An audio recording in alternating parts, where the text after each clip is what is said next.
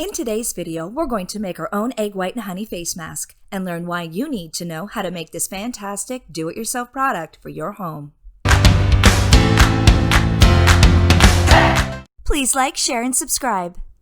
This recipe is simple but effective. It has only 2 ingredients and both are probably in your kitchen. It not only tightens and firms the skin, but also cleanses it.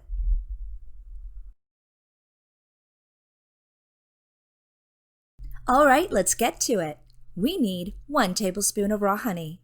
Honey is antibacterial, antioxidant, and moisturizing. It opens pores, making them easier to unclog and cleanse. 1 egg white. Egg whites can tighten the pores. It attracts and holds water molecules, leaving the skin hydrated. It's also an antioxidant and is antibacterial. Crack an egg over a bowl. Separate the yolk and allow the egg white to fill the bowl. Add 1 tablespoon of honey and mix well. Then massage the mask over your entire face and let sit for 15 minutes. Wash off with warm water. It's just that easy. Here's the recipe if you'd like a screenshot.